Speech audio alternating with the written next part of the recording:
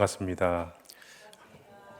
네, 하나님의 은혜와 평강이 우리 모든 성도들의 삶에 풍성히 넘치길 축복합니다. 같이 인사 옆에 있는 분들 하겠습니다. 축복합니다. 이렇게 인사 한번 할까요? 네, 축복합니다. 네, 네, 이렇게 아름다운 곳에 와서 함께 예배할 수 있음에 감사합니다. 네, 제가 여기 몇 번 왔었는데요. 그때마다 은혜를 받았습니다. 또 오늘 청년들 찬양하는 모습을 보면서 굉장히 격려가 되고 또 은혜가 됩니다. 힘을 받아가는 것 같습니다. 오늘 마음이 하나님께 있는 사람이라는 제목으로 함께 은혜를 나누도록 하겠습니다. 하나님께 마음이 있는 사람들을 통해서 하나님께서는 공동체를 세워가시고 또 사람들을 변화시켜 가시고 하나님의 사람으로 세워가심을 경험합니다.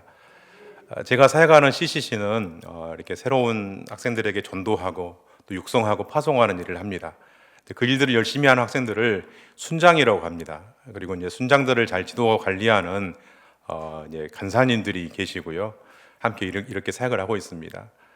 섬김을 통하여서 학생들이 이렇게 변화되는 것을 보게 되어지는데 변화된 학생들의 얘기를 잠깐 나누고 싶습니다.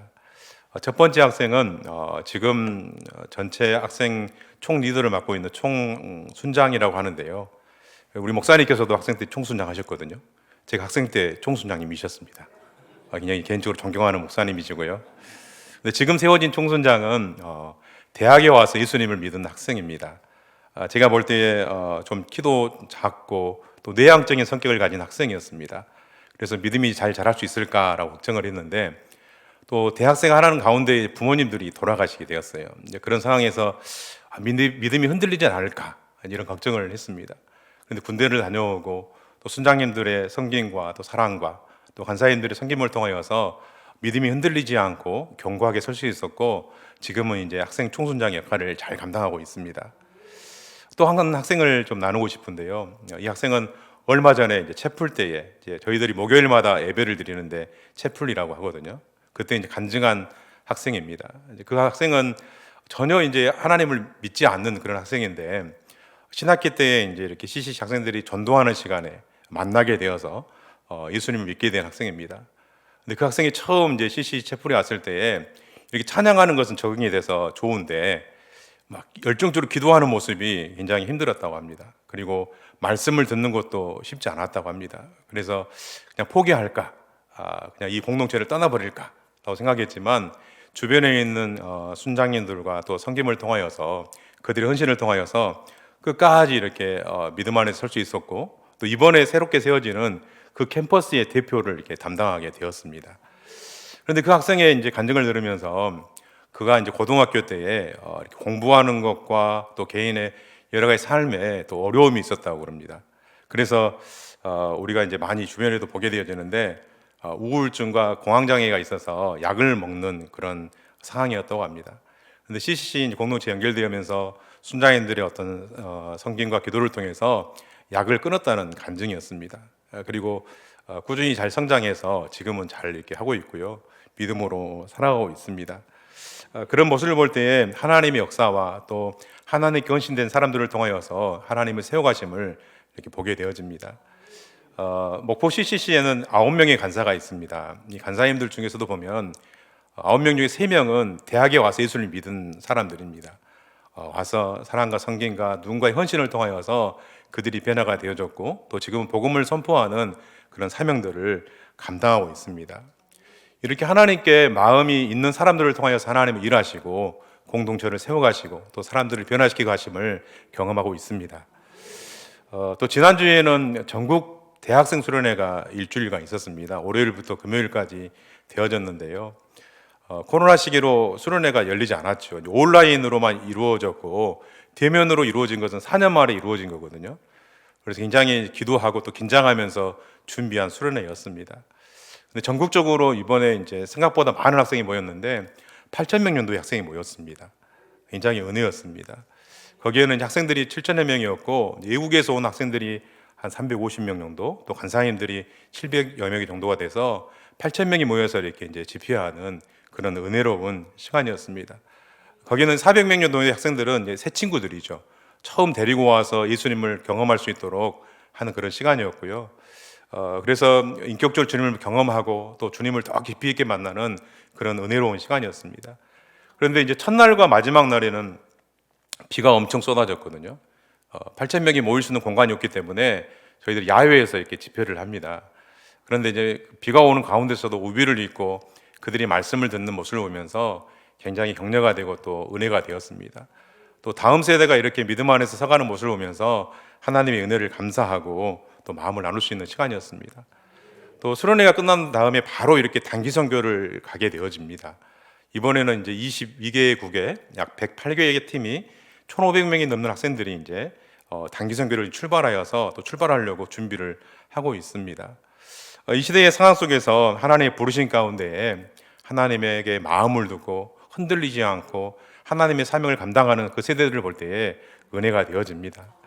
근데 오늘 여기서 이제 제가 찬양하는 청년들을 보면서 그런 마음이 들었어요. 굉장히 마음이 뜨거워졌어요. 정말 마음이 준비가 되어 있고 또 하나님이 부르시면 믿음으로 순종할 수 있는 그런 마음이 있구나. 그리고 오늘 제가 떨리는 마음으로 이제 목사님이 부탁하셔서 왔는데 성도님들을 볼 때도 이렇게 말씀을 전하면 준비된 그 마음의 자세, 또 준비된 어떤 밭의 모습이라는 생각이 되었습니다. 그래서 제가 이렇게 말씀을 전하면 충분히 하나님께서 역사하시고 또 그 말씀을 통하여서 은혜를 주실 것을 기대하며 또 말씀을 나누도록 하겠습니다. 마음이 어느 곳을 향하는가는 참 중요합니다. 마음이 있는 것을 우리는 생각하게 됩니다. 우리의 생각은 우리 언어와 행동을 통해서 표현이 되어지고 그것은 이제 우리의 습관이 되어집니다. 늘 우리가 하나님을 향해서 마음을 두고 생각하는 그런 삶이었으면 좋겠습니다. 오늘 본문에 등장하는 느헤미야도 그렇습니다. 마음이 하나님께 있는 사람이었습니다. 느헤미야를 알려면 좀 느헤미야 시대를 잠깐 좀 제가 설명을 하겠는데요. 통일왕국 시대가 이제 이렇게 사울왕, 다윗왕, 솔로몬 왕으로 이어집니다. 그런데 이제 통일왕국이 이렇게 분열이 되어집니다. 그래서 북쪽에는 이스라엘, 남쪽에는 유다가 자리를 잡게 되어지죠. 근데 하나님의 은혜 가운데 그들이 살아야 되는데 북쪽의 이스라엘이 늘 하나님께 범죄함으로 말미암아서 이렇게 아수르라는 나라에 멸망하게 되어집니다. 그때가 이제 BC 722년인데요. 그들이 멸망하게 되어지고 포로로 잡혀갑니다. 북쪽의 이스라엘이 그렇게 되었으면 남쪽의 유다는 말씀에 순종하고 하나님의 은혜를 감사하고 살아야 되는데 여전히 그들도 불순종하고 하나님이 기뻐하시지 않는 일들을 행하게 되어집니다. 그러므로 그들은 이제 바벨론이라는 나라에 그들이 이제 포로로 잡혀가고 또 나라가 망하게 되어지는 것입니다. 그런데 하나님께서는 하나님의 백성들을 향한 하나님의 선하신 뜻이 있습니다. 하나님의 약속의 말씀처럼 하나님의 때가 되었을 때 그들을 다시 고국으로 돌아오게 하십니다. 그 시대를 우리가 이제 보통 포로 귀환의 시대다 이렇게 표현을 하게 되어지는데요. 포로 귀환할 때도 한꺼번에 온 게 아니라 1차, 2차, 3차에 걸쳐서 그들이 포로 귀환이 되어지고 하나님의 약속의 땅인 이 예루살렘에 정착을 하게 되어집니다. 그런데 이제 1차 귀환을 담당했던 사람은 수룹바벨이라는 지도자였습니다. 근데 그때 시대에 속인 상황을 보게 되어지면 굉장히 힘들고 어려운 시대였습니다. 또 포로 귀환한 세대들도 인구가 그렇게 많지 않는 그런 상황이었습니다. 그런 어려운 상황에서도 그들은 하나님의 성전을 짓기 위해서 열심히 수고하고 마음을 모두었습니다. 그래서 다리오 왕 6년 3월에 성공이 완공되었다라고 우리에게 가르쳐 줍니다. 그런데 성전을 그들이 짓기를 원했던 것은 뭐냐면 무너져 있던 예배를 회복하는 거죠. 하나님을 다시 찾고 구하고 예배 회복을 통하여서 하나님의 은혜를 구하는 그들의 모습이었다는 것입니다. 성전 공동체를 통해서 하나님 안에서 하나님이 주시는 은혜를 누리는 삶, 그것을 갈망하면서 살았다는 것입니다. 그런데 성전은 건축되었지만 여전히 그들의 삶은 회복되지 않았습니다. 유다 땅에 또 이스라엘의 땅에 살고 있었던 이들을 정말 방해하는 세력들이 있었다는 거죠. 늘 그들을 힘들게 하고 어렵게 했던 그런 세력들이 있었습니다. 그러므로 그들이 돌아오긴 했지만 그들 스스로 그들을 이렇게 보호할 수 있는 어떤 힘이라든가 능력이 없었죠. 그래서 그들은 어떤 결단을 하게 되어지냐면 이제는 우리가 예루살렘 성벽을 재건해서 우리의 어떤 자국의 어떤 보호를 하고 하나님의 은혜 가운데 살아가자는 뜻을 모으면서 성벽 재건을 합니다. 그렇지 여전히 방해 세력이 있었죠. 그래서 그 반대 세력은 이제 페르시아에게 그 반란의 조짐이 있다 해가지고 조소를 이렇게 내림으로 인해서 방해가 이루어지게 되어지는 거죠. 그런 상황에서 이제 아닥사스다 시대에도 마찬가지로 성전 건축을 이렇게 시도했지만 여전히 이제 방해하는 세력이 있었습니다. 그래서 이제 아닥사스다 왕에게 편지를 띄워가지고 이들이 이제 성벽을 건축해서 그들이 힘을 모아가지고 왕에게 순종하지도 않고 세금을 받지도 않을 것입니다라는 그런 이제 어떤 거짓 보고를 하게 되어지는 거죠. 그래서 이제 아닥사스다 왕이 조서를 내려가지고 성벽 재건을 중단시켜버리는 그런 시대적인 상황이었습니다. 그 시대가 쭉 흐르면서 많은 시간이 흐르면서 두 번째로 포로로 귀환에 사용됐던 사람은 에스라라는 사람이었습니다. 에스라라는 이제 성경에 보면은 학사 겸 제사장이다 이렇게 표현이 되어 있습니다. 하나님의 말씀을 가르치는 그런 사람이죠. 자, 1차 전도여행 때 사용되었던 스룹바벨은 와서 성전을 건축하는 일을 했습니다. 2차에 돌아왔던 에스라는 하나님의 말씀으로 그들을 회복하는 운동을 했습니다. 3차를 주도했던 사람은 누구입니까? 오늘 등장하는 느헤미야입니다. 느헤미야는 어떤 일을 했냐면 다시 성벽을 재건하면서 흐트러졌던 그들의 예배를 회복하고 그들의 어떤 삶을 회복하는 일을 감당했다는 것입니다. 물론 그들이 했던 일이 이렇게 특별하게 어떤 구분을 할 수는 없겠지만 그들이 가지고 있는 은사와 달란트를 통해 하나님이 그들을 사용하여 주시고 일을 하셨다는 것입니다. 이 시대를 살아가는 우리에게도 하나님이 주시는 은사와 달란트가 있습니다. 그 은사와 달란트를 통해서 귀하게 사용받는 그런 우리의 삶이 되었으면 좋겠습니다. 자, 그러면 이제 포로에서 돌아온 세대들은 어떤 세대입니까? 많은 시간이 흘렀기 때문에 그 부모 세대 다음 세대들이라는 거죠. 그래서 우리가 말하자면 포로의 어떤 2세대, 3세대의 사람이라고 생각할 수 있을 것입니다. 그것을 생각하게 되어지면 이들에게 있어서 성전을 짓고 말씀 아래서 예배를 회복하고 신앙을 회복하는 것은 너무도 중요한 것이고 신앙의 순수성을 이렇게 유지하는 것은 너무도 그들에게는 중요한 일이었다는 것입니다. 우리의 간절한 기도의 소망이 무엇입니까? 예배자의 삶을 사는 거죠. 믿음이 흔들리지 않고 견고하게 하나님을 영화롭게 하고 하나님의 뜻 가운데 살아가는 거죠. 그리고 우리의 기도 소망이 무엇입니까? 우리의 다음 세대인 자녀들이 흔들리지 않고 믿음 안에서 견고하게 살아가기를 소망하는 것이 우리의 기도이고 소망일 것입니다. 어쩌면 지금 느헤미야가 품고 있는 그런 마음과 비슷한 상황이지 않을까라는 생각이 되어집니다. 자, 그런데 느헤미야가 이제 예루살렘 소식을 듣게 되었습니다. 이렇게 에스라가 이제 두 번째 와서 부흥을 주도했던 그 시간이 흐르고 13년이라는 시간이 흐른 다음에 그 소식을 듣게 되었습니다. 그런데 그 소식을 들었을 때는 돌아온 그 귀환한 공동체가 굉장히 힘들고 어렵게 살고 있다는 거예요. 영적으로도 많이 무너져 있는 그런 상황인 것을 듣게 되어집니다. 1차 포로 귀환 이후에 이렇게 많은 시간이 흘렀는데 순수성이 이렇게 흐트러져 버리고 무너져 있는, 믿음이 흔들려 있는 그런 상황이라는 것입니다. 그래서 성경에 보면 어떻게 표현이 되어 있냐면 제사장들은 타락했습니다. 예배도 무너져 있습니다. 안식일을 그들은 무시합니다. 예배를 섬겨야 될 레위인들은 다 도망가 버렸습니다. 하나님을 섬기는 것이 헛되고 슬프게 행하는 것이 무익하다고 그들이 입으로 고백하는 그런 시대였습니다. 느헤미야가 이 소식을 들었던 이스라엘 공동체의 모습이라는 것이죠. 어쩌면 우리가 코로나 시대를 지나면서 우리의 어떤 다음 세대, 주일학교, 중고등부, 청년의 어떤 상황을 보는 것 같습니다. 더욱 우리가 깨어 기도하고 그들이 견고하게 서지기를 소망합니다. 이스라엘 백성들의 마음은 하나님을 향하지 않았습니다. 현실의 문제에 급급했습니다. 세상을 바라보았습니다. 마음이 어디를 향하고 있는가는 어떤 우리의 삶의 방향을 결정하는 너무도 중요한 것이죠. 오늘 느헤미야가 하나님에게 마음을 두고 행했던 것처럼 우리 또한 그런 삶을 살기를 소망합니다.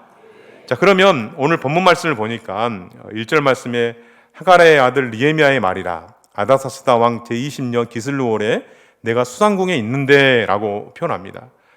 이제 12월 경이거든요. 수상궁입니다. 추운 날에 이제 왕들이 그 추위를 피해 가지고 피서지로 삼은 곳이 바로 이 수상궁입니다. 그런데 이곳에 누가 있습니까? 느헤미야가 같이 있습니다. 느헤미야가 같이 있다는 것은 뭐냐면 그만큼의 높은 지위에 있었고 또 왕의 신뢰를 받는 그런 위치에 있었다라고 볼 수 있을 것입니다. 그래서 많은 특권을 누릴 수 있는 자리에 있었다는 것입니다.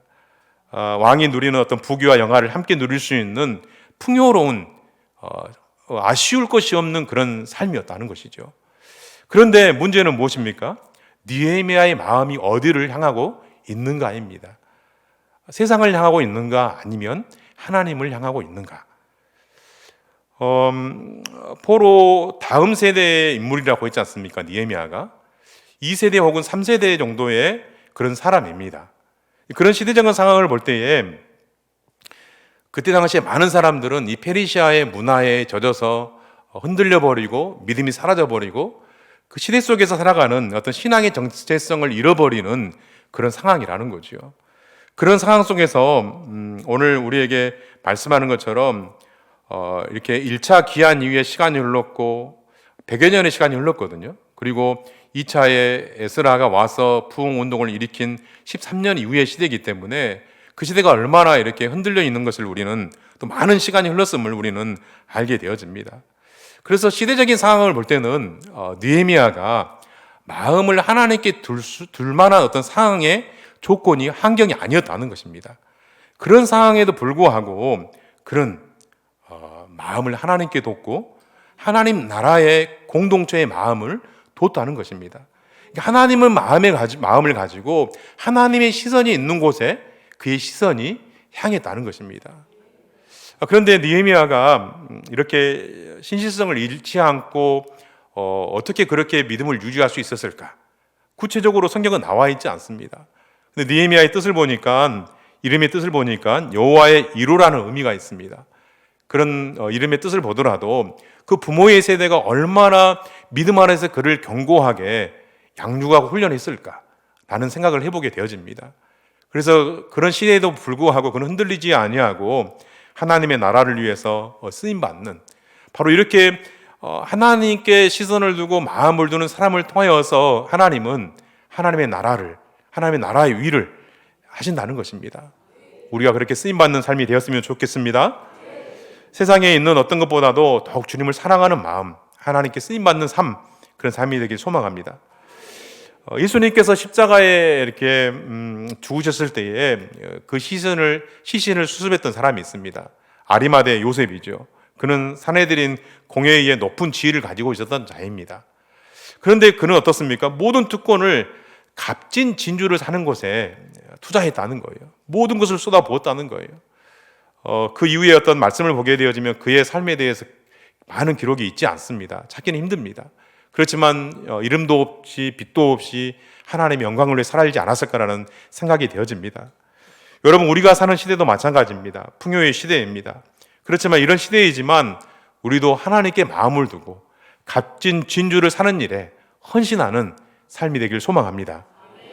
자, 그러면 느헤미야의 삶으로 증거하는 것은 그의 마음이 늘 예루살렘에 있었다는 거죠. 또 하나님께 있었다는 거죠. 그리고 마지막 11절 말씀 보니까 그의 직업이 뭐였냐면 그때에 내가 왕의 술간원이 되었느니라 그랬습니다. 술간원.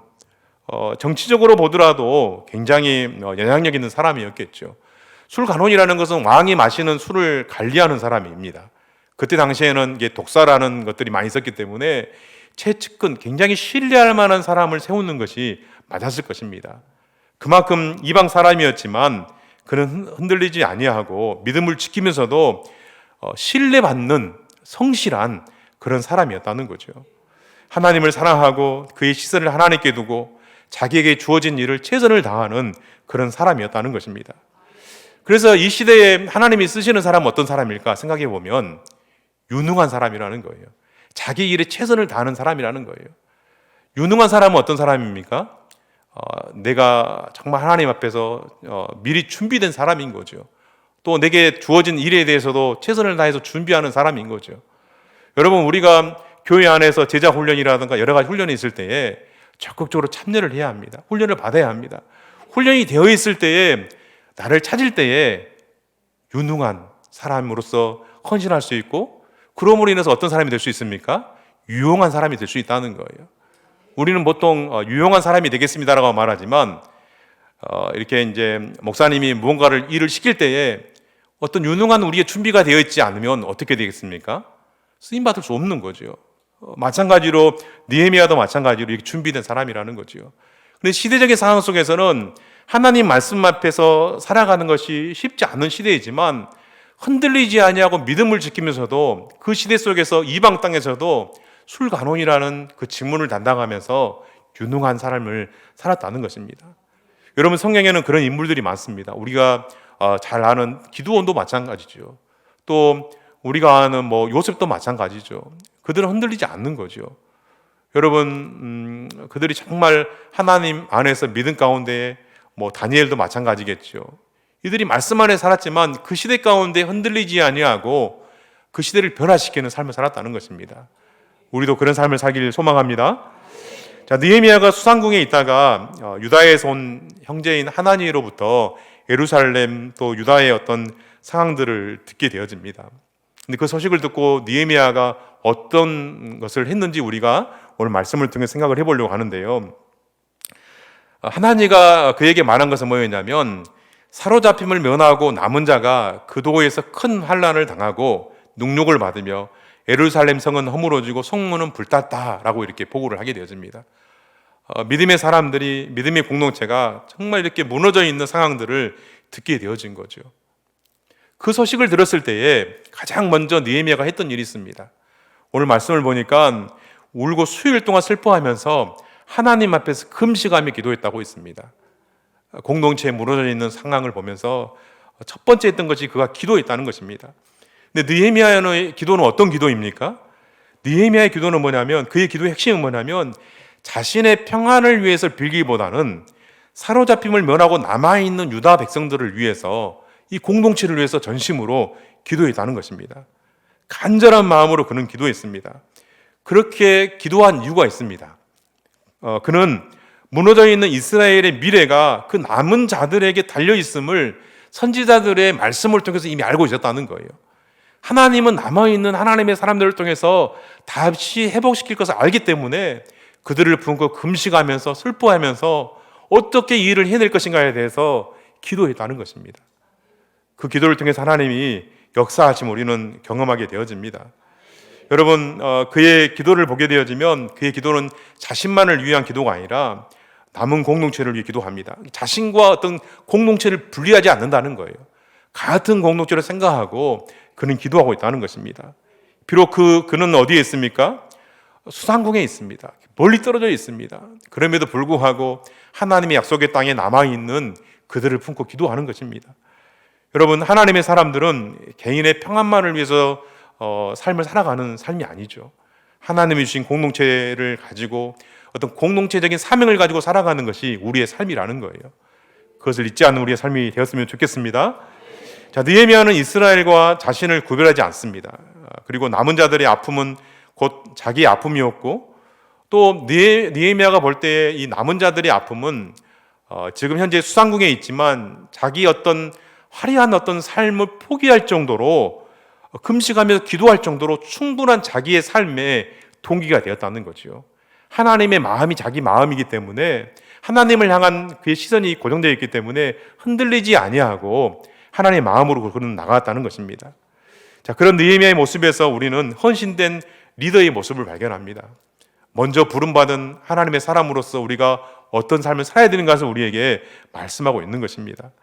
느헤미야는 오늘날 우리에게도 개인의 문제만을 이렇게 위해서 기도하기보다는 교회와 공동체를 위해서 기도하라고 또 도전하고 있습니다. 더 나아가서는 이 민족과 열방을 품고 기도하는 믿음의 사람이 되어야 합니다. 자, 우리는 느헤미야를 통해서 모든 일에 앞서서 기도의 중요성을 우리에게 가르쳐주고 있습니다. 느헤미야는 어떻습니까? 자신의 어떤 경험이라든가 직이라든가 권력을 의지하기 전에 예루살렘의 문제를 들었을 때에 먼저 하나님 앞에 나간다는 거죠. 크고 두려우신 하나님 앞에 무릎을 꿇습니다. 자기에게 중대한 사건이 앞에 있을 때에 하나님 앞에 나아가서 그것을 내어놓고 믿음으로 기도했다는 것입니다. 여러분, 충분히 그는 높은 지위에 있습니다. 어떤 권력을 사용할 수도 있습니다. 부탁을 할 수도 있습니다. 그렇지만 그는 가장 먼저 한 일은 뭐냐면, 누구를 찾아가거나 어떤 머리를 싸매고 자기의 지식으로 계획을 짠 게 아니라 하나님께 나아가서 무릎을 꿇고 기도했다는 것입니다. 또한 2장에도 보게 되어지면요, 이제 아닥사스다 왕이 이렇게 물어보거든요. 느헤미야에게 어떻게 하면 되겠느냐 물어볼 때도 그런 기도합니다. 2장 4절 말씀 보면요, 왕이 내게 이르시되 그러면 내가 무엇을 원하느냐 하시기로 내가 곧 하늘의 하나님께 묵도하고 라고 말합니다. 이 짧은 시간에도 그는 기도하고 있다는 거예요. 여러분, 이 짧은 시간에도 자기의 생각을 얘기하기보다는 기도하는 그 모습을 볼 때에 느헤미야는 늘 기도의 사람이었던 것을 우리는 알게 되어집니다. 여러분, 우리도 늘 깨어 기도하는 삶이 되길 소망합니다. 자신의 생각보다는 하나님의 뜻을 알기를 원했고 하나님의 뜻을 구하는 믿음의 사람이었습니다. 그 과정에서 하나님의 섭리가 분명히 확인될 때까지 그는 흔들리지 아니하고 자신의 생각대로 결정하고 그렇게 행동하지 않았다는 거죠. 그런가 하면 그는 어떻습니까?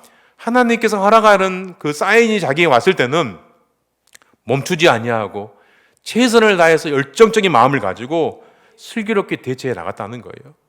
하나님이 말씀하시면, 말씀의 약속을 통해서 응답하시면 주저하지 않고 최선을 다해서 믿음으로 나갔다는 거죠. 자기에게는 능력이 없고 힘이 없지만 하나님께서 함께 하시고 은혜를 베푸시고 능력으로 함께 하시기 때문에 믿음으로 나갔던 느헤미야의 모습인 것입니다. 우리도 마찬가지로 항상 기도가 선행이 되어지고 기도를 통하여서 우리 삶 가운데 하나님의 뜻이 이루어짐을 경험하는 삶이 되길 원합니다.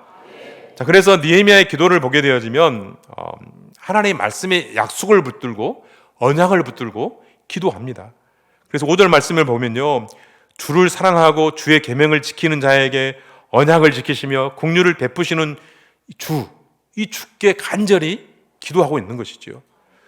그러니까 인간으로서 직면해 있는 문제, 자신의 힘으로 해결할 수 없는 그 문제에 앞서 부딪히면서 하나님 앞에 나아가서 그 곁 들어오신 하나님 앞에 하나님의 말씀의 약속을 붙들고 그는 믿음으로 기도한다는 것입니다. 약속의 말씀은 무엇입니까? 반드시 하나님이 이루실 거라는 거죠. 그걸 믿고 기도하는 거죠.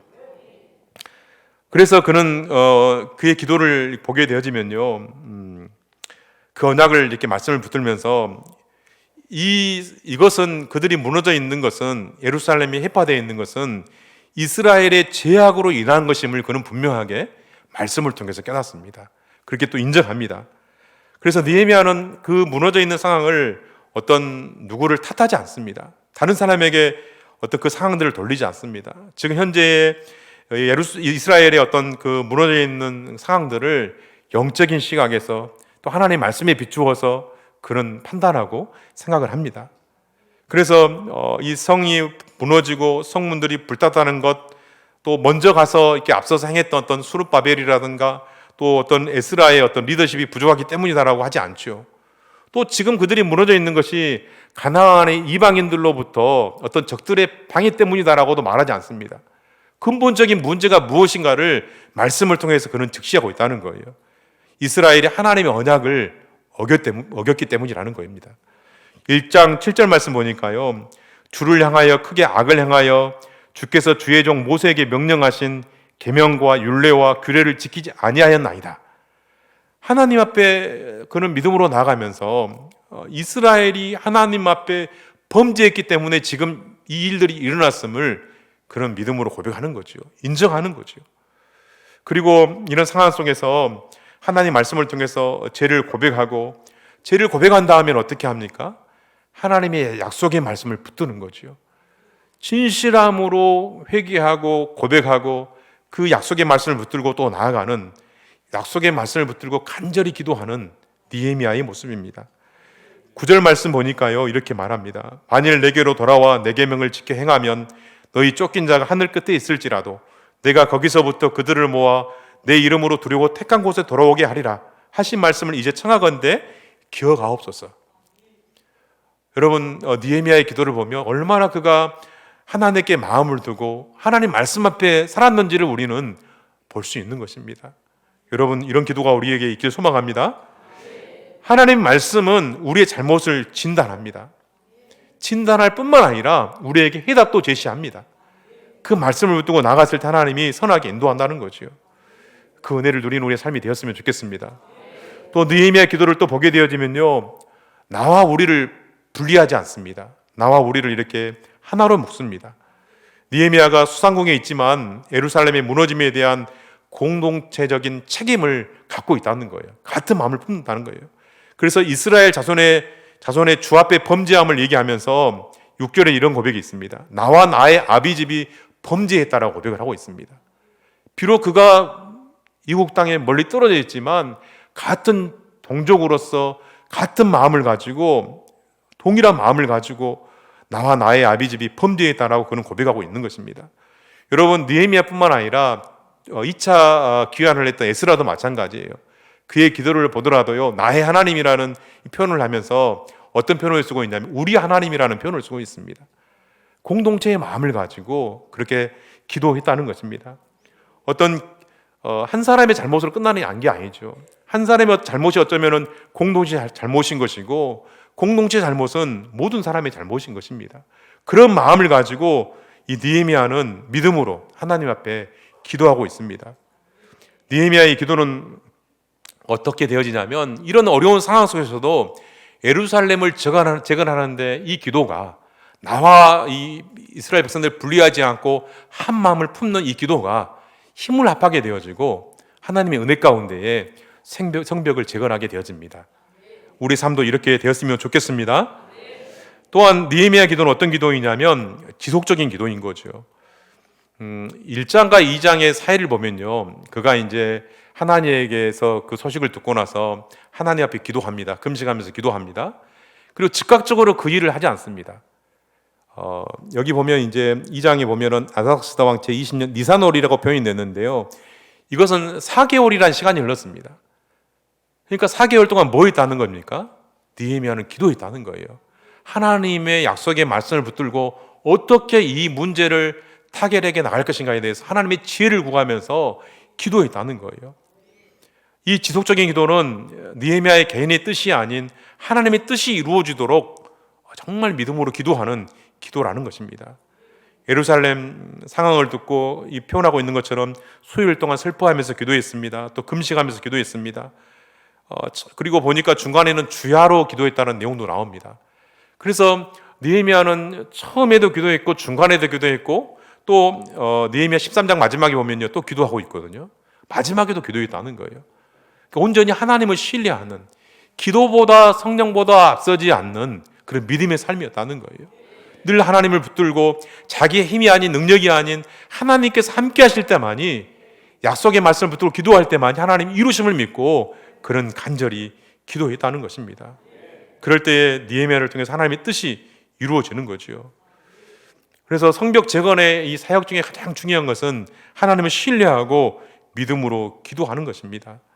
이스라엘 백성들의 어떤 신앙의 어떤 삶들을 새롭게 하는 것입니다. 영적인 삶을 회복시키는 거죠. 하나님께 나아가서 기도하는 것을 통하여서 믿음의 역사를 이루는 이 말씀을 통해서 우리 보게 되어지는데, 정말 기도의 삶을 통해서 하나님은 다시 그 공동체를 회복시켜 나가십니다. 말씀을 좀 이렇게 정리하겠습니다. 느헤미야는 말했던 것처럼 포로 2세대 이후의 그런 사람입니다. 그는 하나님의 말씀을 옳게 배웠고 또 기억하고 있을 뿐만 아니라 말씀대로 살아가려고 노력했던 그런 믿음의 사람입니다. 또 기도의 사람입니다. 그가 이제 보여준 것을 보면은 11절 말씀에 보면 어떤 말씀이 있냐면 이렇게 말씀합니다. 주여 구하오니 귀를 기울이사 종의 기도와 주의 이름을 경외하기를 기뻐하는 종들의 기도를 들으시고 오늘 종이 형통하여 이 사람 앞에서 은혜를 잊게 하옵소서 하였다니 그때에 내가 왕의 술관원이 되었느니라. 아멘. 오늘 종으로 형통하여 이 사람 앞에서 은혜를 잊게 하옵소서라고 그는 기도하고 있는데, 느헤미야의 어떤 믿음의 결론이라고 볼 수가 있겠죠. 그가 이렇게 금식과 묵상의 기도를 끝내면서 그가 믿음의 고백이 뭐냐면 제가 가겠습니다라는 고백입니다. 제가 믿음으로 순종하겠습니다라는 기도라는 거예요. 생각만 하고 기도만 하고 끝낸 게 아니라 그는 정말 결단력 있게 행동하는 믿음의 사람이었다는 거예요. 여러분, 여기 종으로 형통하여 이 사람을 표현하는데 이제 이 사람은 왕이죠. 그 왕에게 이제 말하겠다는 거예요. 왕 앞에서 은혜를 잊게 해달라고 그는 기도를 하고 있는 거예요. 그래서 자기가 생명을 걸고 왕 앞에 나아가서 예루살렘으로 가겠다는 거죠. 지금 무너져 있는 예루살렘을 회복시키는 그 일에 쓰임 받게 달라고 믿음으로 고백을 하고 있는 거예요. 다른 사람을 보내는 게 아니라 그가 정말 간절히 기도하고 난 다음에 제가 가겠습니다 라고 그는 고백을 하고 있는 것입니다. 여러분, 느헤미야의 마음은 어떻습니까? 생명을 걸 만큼 소중한 일이라는 거예요. 하나님께서 그에게 말씀하시고 하나님이 주시는 비전을 향해서 생명을 걸 만큼 소중한 일임을 그는 고백을 하고 있는 것입니다. 그래서 우리가 삶을 살아갈 때에 우리의 마음이 어디를 향하고 있는가는 중요합니다. 늘 하나님을 향해서 하나님의 뜻 가운데 살아가는 우리의 삶이 되길 소망합니다. 여러분, 느헤미야는 충분히 술관원이라는 그 위치에서 안락을 누리며 살아갈 수 있는 그런 삶이었습니다. 그렇지만 그것을 내려놓고 주님께 마음을 두었습니다. 주님을 사랑했습니다. 주님을 사랑했기 때문에 말씀대로 살기로 그는 결정했다는 것입니다. 기도와 함께 기도로 끝나는 게 아니라 그 기도에 책임을 지는 그런 믿음의 사람이었다는 거예요. 그래서 그가 기도의 끝에 뭐라고 말합니까? 제가 가겠습니다. 제가 생명을 걸겠습니다. 제가 헌신하겠습니다라고 느헤미야는 고백을 하고 있는 것입니다. 이게 하나님께 마음을 두는 사람의 믿음의 고백입니다. 오늘 우리는 느헤미야를 통하여서 어쩌면 우리에게 질문을 합니다. 하나님을 사랑하십니까? 당신의 마음이 정말 하나님께 있습니까? 라고 우리에게 질문을 던집니다. 그렇다면 하나님의 공동체에 관심을 가지고 사랑하라고 우리에게 말씀합니다. 하나님을 사랑하는 마음으로 우리는 우리의 삶의 현장을 하나님이 기뻐하시는 모습으로 만들어가라고 말씀합니다. 우리가 믿음으로 순종하고 기도하고 나아간다면 하나님은 우리를 통해서 그 일을 하시겠다고 말씀하고 있습니다. 저와 여러분이 무엇을 하든지 느헤미야의 마음을 가졌으면 좋겠습니다. 우리의 마음은 날마다 하나님께 향하고 믿음으로 순종하고 헌신하는 삶이 되기를 축복합니다.